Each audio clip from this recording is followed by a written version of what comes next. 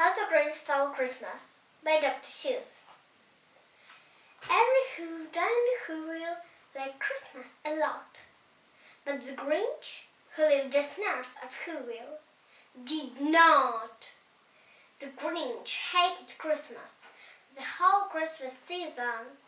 But please don't ask why. No one quite knows the reason. It could be his hat wasn't screwed on just right. It could be, perhaps, his shoes were too tight.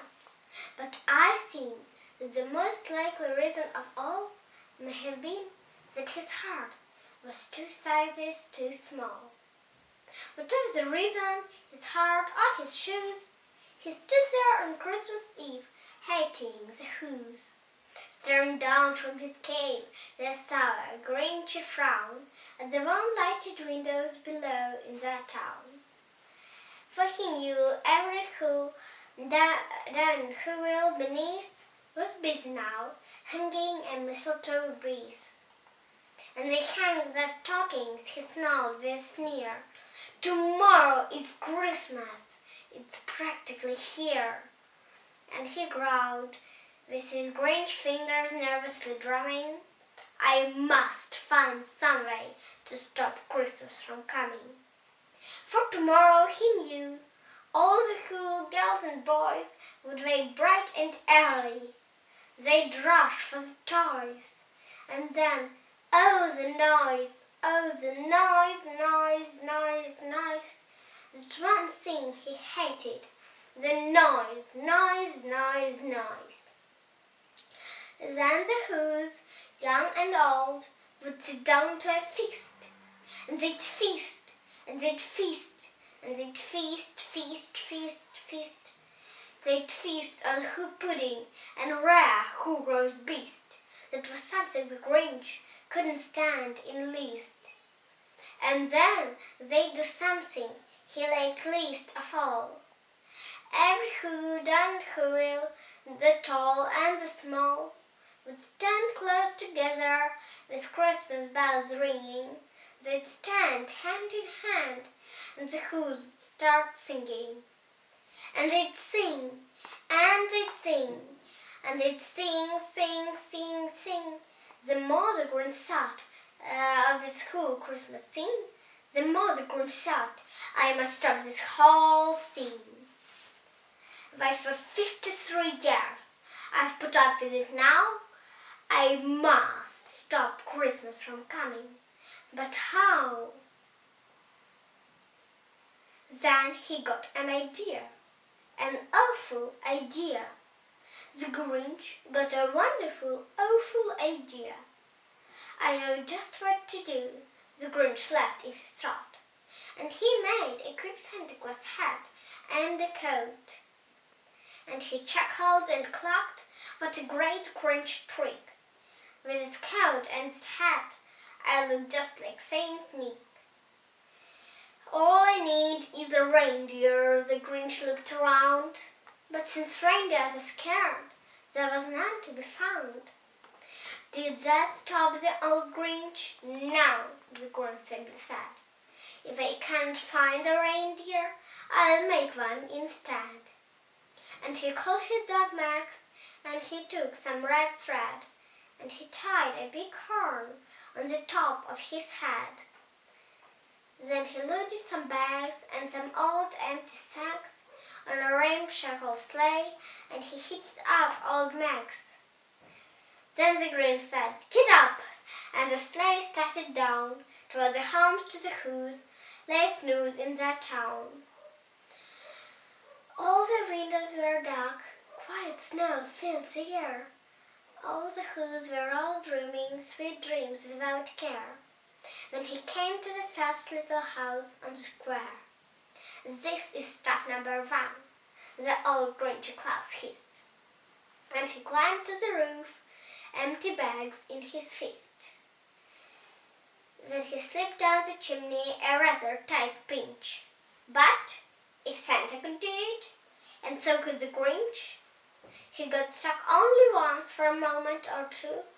Then he put his head out of the fireplace flue. Where the little Who's stockings all hung in a row, These stockings he grinned as the first thing to go, and he slithered and slunk with a smile most unpleasant around the whole room, and he took every present: pop guns, bicycles, roller skates, drums, checkerboards, tricycles, popcorn, and plums. Then he slunk to the icebox, and he stuffed them in bags. Then the Grinch very nimbly stuffed all the bags, one by one, up the chimney.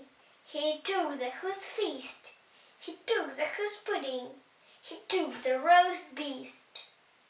He cleaned out the icebox as quick as a flash. Why, that Grinch even took the last can of who hash. Then he stuffed all the food up the chimney with glee. And now, grinned the Grinch, I will stuff up the tree. And the Grinch grabbed the tree, and he started to shout, when he heard a small sound like a coo of a dove. He turned around fast, and he saw a small coo, little Cindy Lou Who was not more than 2. The Grinch had been caught by this tiny Who daughter who'd got out of bed for a cup of cold water. She stared at the Grinch, and she said, "Santa Claus, why? Why are you taking our Christmas tree? Why?" But you know that old Grinch was so smart and so sleek. He set up a lie, and he set it up quick. "Why, my sweet little tot," the fake Santa Claus lied, "there's a light in this tree that won't light on one side. So I'm taking it home to my workshop, my dear. I'll fix it up there, and I bring back here." And he fooled the child, and he patted her head, and he offered her a drink, and he sent her to bed. When the Cindy Lou Who went away with her cup, he went to the chimney and stuffed the tree up. And the last thing he took was a log from the fire, and he went up the chimney himself, the old liar. On the walls he left nothing but hooks and submire. And the last pack of food that he left in the house was a crumb that was even too small for a mouse. Then he did the same thing to the other Who's houses, leaving crumbs much too small for the other Who's mouses. It was dawn, all the Who's still abed, all the Who's still snooze, when he packed up his sled. Picked off with their presents, the ribbons, the wrappings, the tags, and the tinsels, the trimmings, the trappings. 3,000 feet up the mount of Mount Crumpet, he lowered with his ground to the tip-top to dump it. Pooh-hoo to the Who's, he was grinchishly humming. They're finding out now that no Christmas is coming. They're just waking up. I know just what they'll do. Their mouths will hang open in a minute or two. Then the Who's, young and old, would all cry, boo-hoo. That's a noise, grinned the Grinch, that I simply must hear. And he paused, and the Grinch put his hand to his ear. And he did hear a sound rising over the snow, and started in loud and started to grow. But the sound wasn't sad, but the sound sounded merry. It couldn't be so, but it was merry, very. He stared down at Whoville. The Grinch popped his eyes, and he shook. What he saw was a shocking surprise. Every Who down Whoville, the tall and the small, were singing without any presents at all. He hadn't stopped Christmas from coming. It came. Somehow or other, it came just the same. And the Grinch, with his Grinch feet ice cold in snow, stood puzzling and puzzling. How could it be so? It came without ribbons. It came without tags. It came without packages, boxes, or bags.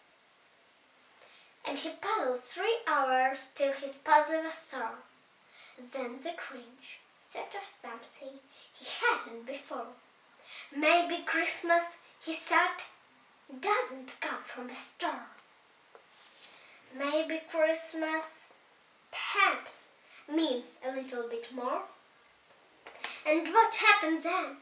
Well, in Whoville they say that the Grinch's small heart grew 3 sizes that day. At the minute his heart didn't feel quite so tight. He whizzed with his load through the bright morning light, and he brought back the toys and the food from the feast. And then he himself, the Grinch carved the roast beast.